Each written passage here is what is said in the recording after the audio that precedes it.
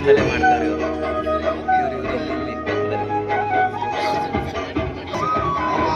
ಈ ಒಂದು ಕಾರ್ಯಕ್ರಮ ಪೂರ್ಣಾಕ್ಷರದಲ್ಲಿ ಬರೆದಿಡ್ಕೋಬೇಕೆಂದ್ರೆ ಕರ್ನಾಟಕ ರಾಜ್ಯದಲ್ಲಿ ಎಲ್ಲೂ ಪಂಚಾಯತಿ ಮಟ್ಟಕ್ಕೆ ಹಾಗೂ ರಕ್ಷಣಾ ಇಲಾಖೆ ಪಂಚಾಯತಿ ಮಟ್ಟಕ್ಕೆ ಹೋಗಿ ಈ ಜನಸಂಪರ್ಕ ಸಭೆಯನ್ನ ಮಾಡಲ್ಲ. ಸಾಮಾನ್ಯ ಶಾಸಕರು ಜನಸಂಪರ್ಕ ಸಭೆ ಮಾಡ್ತಾರೆ, ತಾಲೂಕು ಆಫೀಸಲ್ಲಿ ಕರೆದು ಜನಗಳ ಕುಂದು ಕೊರತೆಯನ್ನ 28 ಇಲಾಖೆಯ ಎಲ್ಲ ಅಧಿಕಾರಿಗಳೊಂದಿಗೆ ಅಲ್ಲೇ ಚರ್ಚೆ ಮಾಡೋರು. ಯಾಕೋ ಇದು ಸರಿ ಬರ್ತಾ ಇಲ್ಲ ಅಂತ ಹೇಳಿ ಇವತ್ತು ಹೆಚ್ಚಿನ ನೀರಿರ್ಬೋದು ಹಾಗೂ ಹೇಮಾವತಿ ನೀರಿರ್ಬೋದು, ಅದರಿಂದ ಸರಿಯಾಗಿ ಸಂಪರ್ಕ ಆಗ್ತಾ ಇಲ್ಲ. ಇನ್ನೇನು ಕೊನೆ ದಿನಗಳು ಬಂದು ಅವ್ರು ಕೈ ಬಿಡೋದು ಅಂತ ತಿಳಿದು ಬಂದಾಗ ಪ್ರತಿ ಗ್ರಾಮ ಪಂಚಾಯತಿಗೂ ಅವರೇ ಹೋಗಿ ಎಲ್ಲ ಇಲಾಖೆಯ ಅಧಿಕಾರಿಗಳ ಮುಂದೆ ಹೋಗಿ ಗ್ರಾಮ ಪಂಚಾಯತಿಯ ಎಲ್ಲ ಸಮಸ್ಯೆಗಳನ್ನ ಇಲ್ಲೇ ಬಗೆಹರಿಸಿ ಎಲ್ಲ ಇಲಾಖೆಯ ಅಧಿಕಾರಿಗಳನ್ನ ಇಲ್ಲೇ ಬಗೆಹರಿಸ್ತಾರೆ. ಯಾಕೆಂದ್ರೆ ಇಲ್ಲೇ ಎಲ್ಲ ಅಧಿಕಾರಿಗಳು ಬಂದಿದ್ದಾರೆ, ಇಲ್ಲಿ ಅವ್ರಿಗೆ ಹೇಳಿದ್ರೆ ಅದು ಸಮರ್ಥವಾಗಿ ಬಗೆಹರಿದಿದೆ. ಈ ಒಂದು ಕಾರ್ಯಕ್ರಮವನ್ನ ಹಮ್ಮಿಕೊಂಡು ಸುಮಾರು 36 ಪಂಚಾಯತಿಗಳು ಸಹ ರಾತ್ರಿ 12 ಗಂಟೆ ಆಗುತ್ತೆ ಶಾಸಕರು ಹೋಗೋದಕ್ಕೆ. ನೀವೆಲ್ಲ 10 ಗಂಟೆ ಬಂದ್ರೆ ದನಿಗೆ ಹೋಗ್ಬೇಕು ಅಂತೇಳಿ 5-6 ಜನ ಹೇಳಿದ್ರೆ ಅವ್ರು 12 ಗಂಟೆ ಆಗುತ್ತೆ. ಏನಕ್ಕೆ ಮಾಡ್ತಾರೆ ಅವ್ರು ಈ ಕೆಲಸವ? ಅರಸೀಕೆರೆಯಲ್ಲಿ ಕರ್ನಾಟಕ ರಾಜ್ಯದಲ್ಲಿ ನಿರಂತರ 18 ಗಂಟೆಗಳ ಕಾಲ ಜನಸಂಪರ್ಕದಲ್ಲಿ ಜನಗಳ ಸೇವೆ ಮಾಡ್ಕೊಂಡು 4 ಬಾರಿ ಅರಸೀಕೆರೆಯಲ್ಲಿ ಗೆದ್ದು ತನ್ನದೇ ಆದ ಒಂದು, ಯಾಕೆಂದ್ರೆ ಒಬ್ಬ ಮನುಷ್ಯ ಇರ್ತಾನೆ, ಅವನಿಗೆ ಹೆಸರಿದ್ದ ಹೊರತು ಅವನು ಬದುಕಿರಲ್ಲ, ತನ್ನದೇ ಆದ ಒಂದು ಶಕ್ತಿಯನ್ನ ಅರಸೀಕೆರೆ ಜನಗೆ ಸಮರ್ಪಣೆ ಮಾಡಿ ಇವತ್ತು ಅರಸೀಕೆರೆಯಲ್ಲಿ ನಿಮ್ಗೆಲ್ಲ ಗೊತ್ತಿದೆ, ವಿದ್ಯುತ್ತಿಂದ ನಾವು ವಂಚಿತರಾಗಿದ್ದು. ಸನ್ಮಾನ್ಯ ಶಾಸಕರು 2008ರಲ್ಲಿ ಅರಸೀಕೆರೆಗೆ ಬಂದಾಗ ಅರಸೀಕೆರೆ ತಾಲೂಕಲ್ಲಿ ಏನಾರ ಒಂದೇ ಒಂದು TC ಹೋದ್ರು ಸಹ 2 ರಿಂದ 3 ತಿಂಗಳು ಬೇಕಾಗಿತ್ತು. ಯಾಕೆಂದ್ರೆ ನಾವು ಸಹ ಅವ್ರು ಬಂದಾಗ ಅವ್ರ ಜೊತೆಲೇ ಇದ್ದು 2005ರಲ್ಲಿ ನಾವು ಗ್ರಾಮ ಪಂಚಾಯತಿ ಅಧ್ಯಕ್ಷ ಆದಾಗಲೂ 2 ತಿಂಗಳು 3 ತಿಂಗಳು TC ತರ್ಸಾಕಾದಾಗದು. ಇವತ್ತು ಆ ಸಮಸ್ಯೆ ಇಲ್ಲ. 220 kV 110 kV ಅದರ ಜೊತೆಯಲ್ಲಿ ಇವತ್ತು ಸೋಲಾರ್ ವಿದ್ಯುತ್ ಅನ್ನ ಅರಸೀಕೆರೆ ತಾಲೂಕಿಗೆ ಸಮರ್ಪಕವಾಗಿ ಮಾಡಿ ನಿರಂತರ ವಿದ್ಯುತ್ ಅನ್ನು ಸಹ ಕೊಟ್ಟು ರೈತರಿಗೆ ಕಾಡು ಪ್ರಾಣಿಗಳ ಕಾಟ ಇರೋದ್ರಿಂದ ಹಗಲೊತ್ತೆ 7 ರಿಂದ 8 ಗಂಟೆ ಕಾಲ ಕರೆಂಟ್ ಅನ್ನ ಕೊಡ್ಬೇಕು ಅವ್ರಿಗೂ ಅಂತ ಹೇಳಿ ಇವತ್ತು ವಿದ್ಯುತ್ ಅರಸೀಕೆರೆ ತಾಲೂಕಲ್ಲಿ ಸಮರ್ಪಕವಾಗಿ ಮುಗಿದೋಗಿದೆ.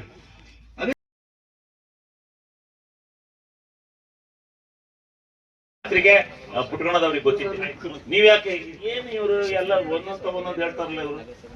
ಯಾಕ್ರಿ ಅವ್ರಿಗೆ ಯಾಕ್ರಿ ಹೇಳ್ತೀರಿ ನೀವು? ಎಷ್ಟ್ರಿ?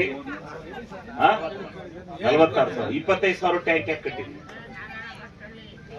ಗಲಾಟೆ ಮಾಡ್ಬೇಡ್ರಮ್ಮ. 5,000 ಲೀಟರ್ ಹೋಗುತ್ತೆ. ಇನ್ನು ಉಳ್ಕೊಂಡ್ರು ನೀರು ಇವ್ರಿಗೆ ಬರ್ಬೇಕು. ನೀನು ಅಲ್ಲಿಗೆ 5,000 ನೀರನ್ನು ಮಾತ್ರ ಬಿಟ್ಟು ನೀನು ಯಾರು ನೀರು ಬಿಡಲ್ಲ, ನೀನು ಗೊತ್ತಾಗ್ತೇನಪ್ಪ, ನಿನ್ ಜವಾಬ್ದಾರಿ. ಒಂದು ವಾಲ್ ಹಾಕ್ಸ್ಕೊಂಡು ಪಿಡಿವು ನೀ ಮಾಡೋ ಕೆಲಸ ಇಷ್ಟ.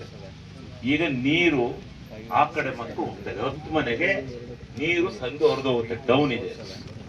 ಅದನ್ನ ನೀನು ಹೋಗಿ ಒಂದು ವಾಲ್ ಹಾಕ್ಸಿ JJM ಹತ್ರಲ್ಲೇ ಇಸ್ಕೊ, ನೀನೇ ಹಾಕು. ಒಂದು ವಾಲ್ ಹಾಕಿ ಅಲ್ಲಿಗೆ 5,000 ಲೀಟರ್ ಮಾತ್ರ ಫಸ್ಟ್ ಬಿಟ್ಬಿಡ್ಬೇಕು. ಅದಾತದ್ದಂಗೆ ಆಫ್ ಮಾಡ.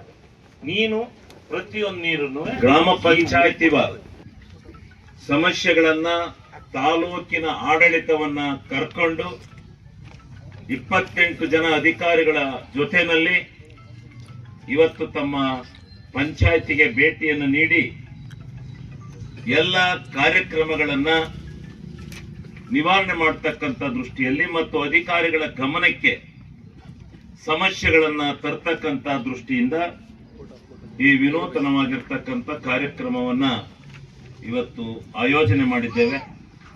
ಈ ಆಯೋಜನೆ ಮಾಡಿರ್ತಕ್ಕಂಥ ಕಾರ್ಯಕ್ರಮದಲ್ಲಿ ಭಾಗವಹಿಸಿರ್ತಕ್ಕಂಥ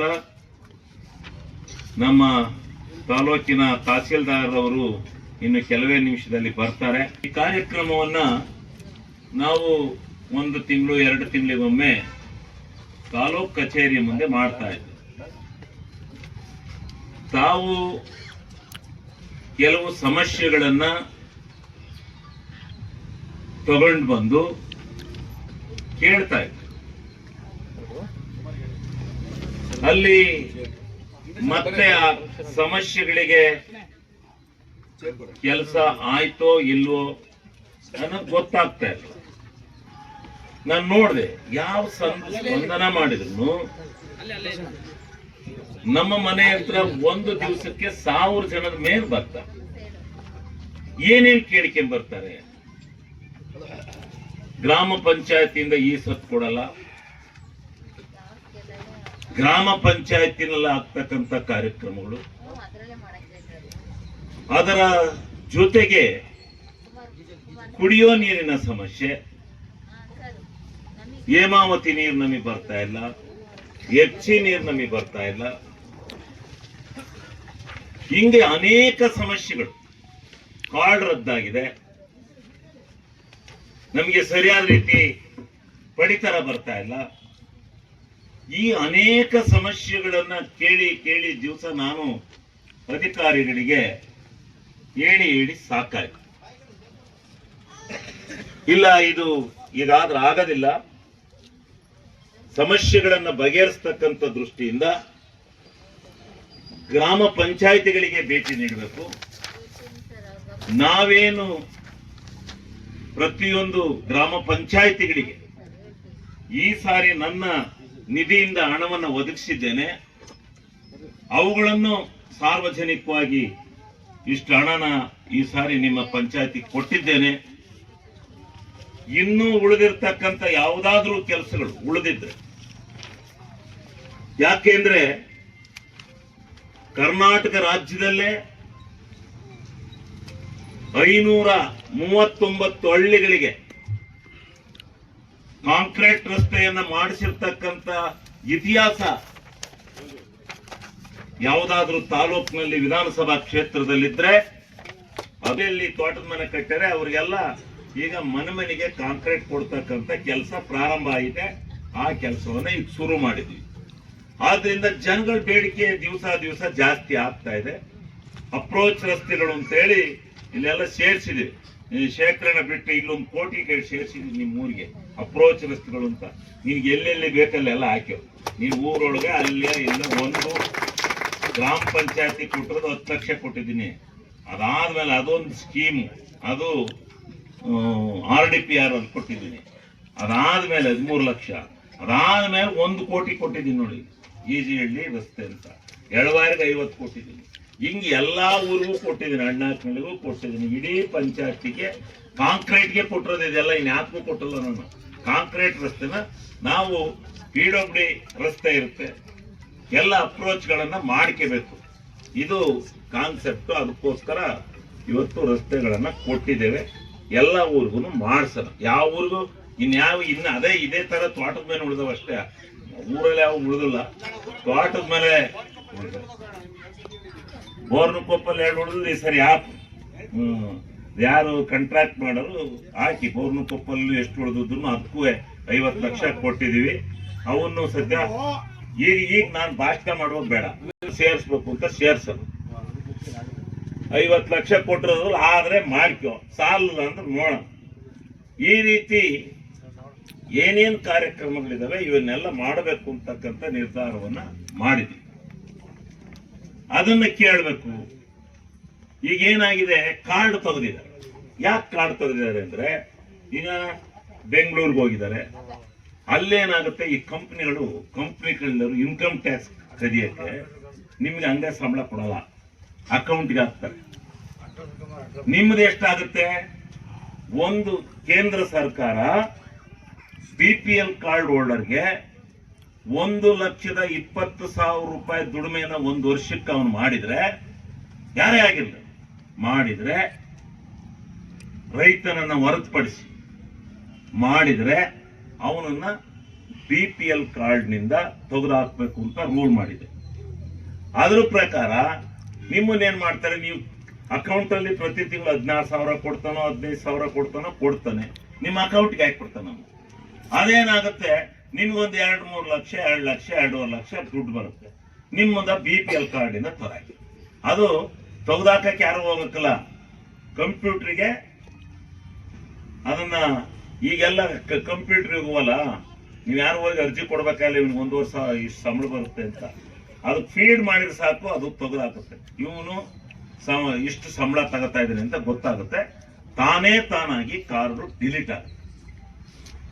ಈ ಸಮಸ್ಯೆ ಬಹಳ ಜನ, ಸರ್ ನಾನು ಒಬ್ಳೇ ಇರೋಳು, ನನ್ನ ಮಗ ಬಿಟ್ಟೋಗ 5 ವರ್ಷ ಆತು, ಅವನ್ ಬೆಂಗಳೂರು ಸೇರೇನೆ, ಆದ್ರೆ ಅವನು ಅಕ್ಕಿ ಇವಮ್ ತಗತಾ ಇದ್ದೆ, ಅವನಿಗೂ ಅಕ್ಕಿ ಬರ್ತಾ ಇದ್ದಾವೆ, ಅವನ್ ಕಾರ್ಡ್ ಇಲ್ಲಿದೆ, ಅವನ ಹೆಸರು ಇಲ್ಲಿದೆ, ಅದರಿಂದ ಆ ಕಾರ್ಡು ಹಾಕೋದು, ಅದನ್ನ ಅವನ ಕಾರ್ಡ್ ಅನ್ನ ಪ್ರತ್ಯೇಕ ಮಾಡಿದ್ರೆ ಇವಮ್ಮಗೆ ಅಕ್ಕಿ ಬರ್ತದೆ, ಕಾರ್ಡು ರದ್ದಾಗಲ್ಲ.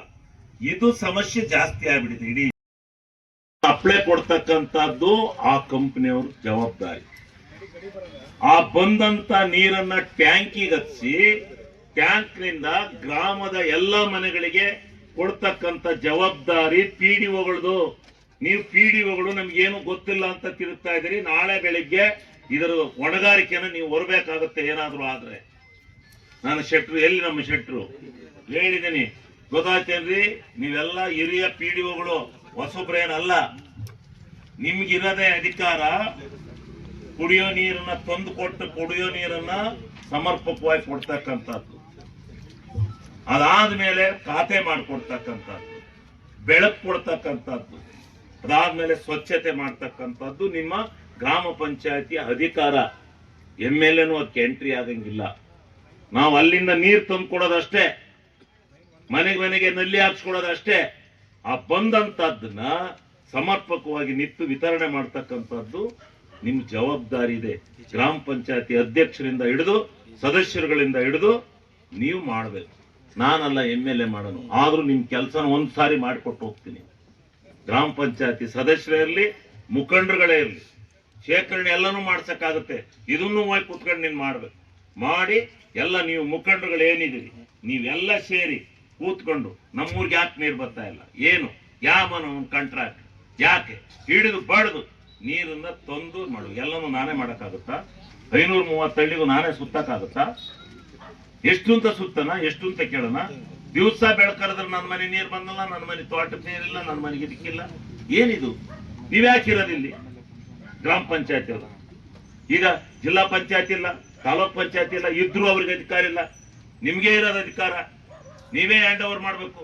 ನೀವೆಲ್ಲ ಅವ್ರಿಗೆ ಏನ್ ಬರ್ಕೊಟ್ಟಿದ್ದೀರಿ ಗೊತ್ತಾ? ಕೆಲವು PDOಗಳು ಸಮರ್ಪಕವಾಗಿ ನೀರು ಬರ್ತಾ ಇದೆ ಅಂತೇಳಿ ಸರ್ಟಿಫಿಕೇಟ್ ಕೊಟ್ಟಿದ್ದಾರೆ, ಅದ್ರ ಮೇಲೆ ಅವ್ರು ದುಡ್ಡು ತಗೊಂಡು ಕೊಡ್ತಾರೆ.